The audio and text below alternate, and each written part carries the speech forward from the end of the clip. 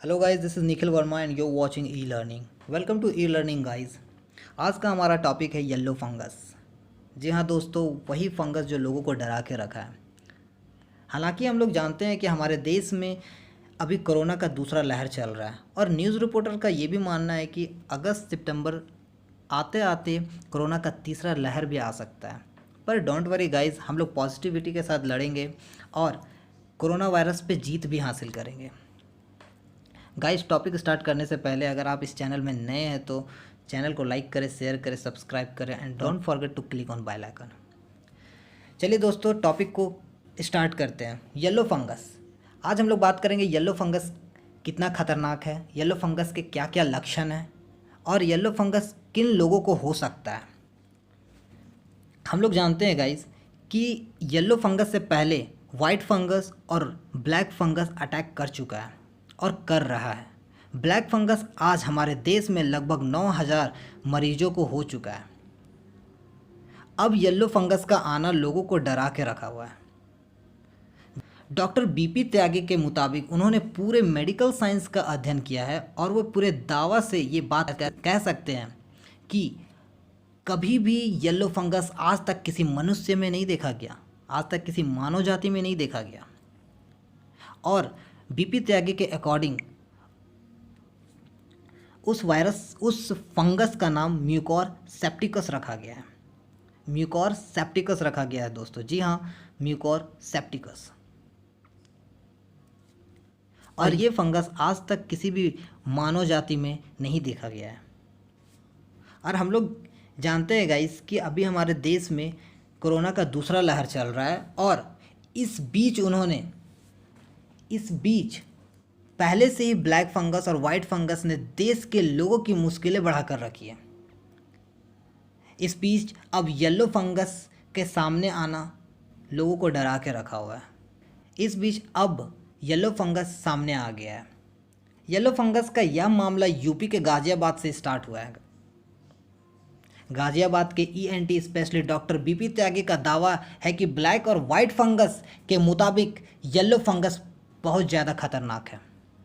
BP त्यागी कहते हैं कि वाइट फंगस सिर्फ लोगों के लंग्स पर असर करता था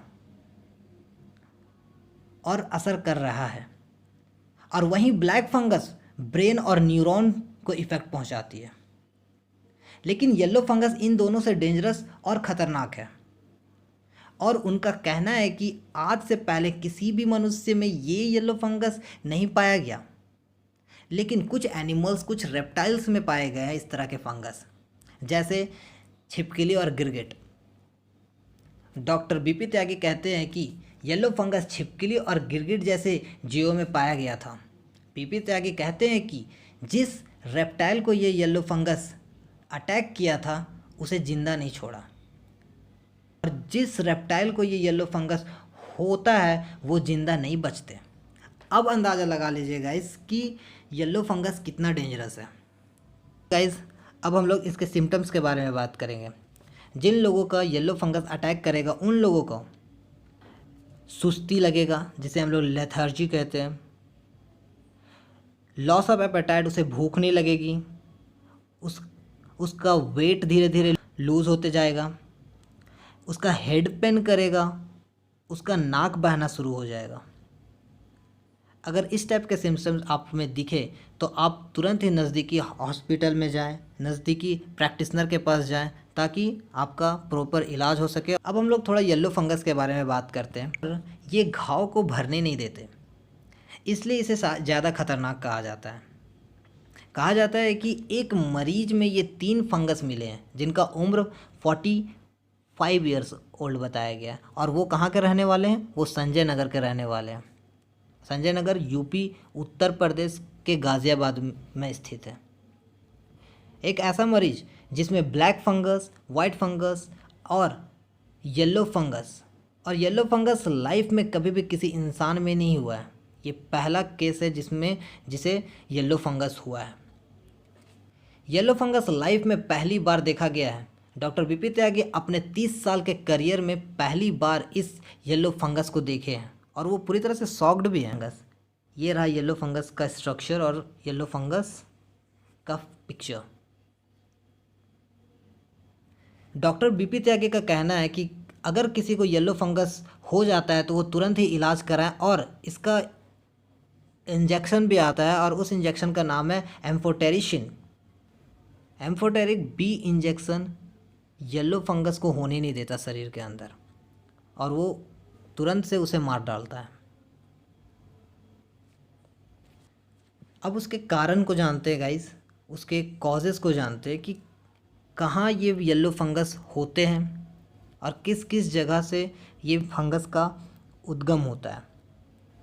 yellow fungus can rise due to poor hygiene, high humidity and consumption of old food.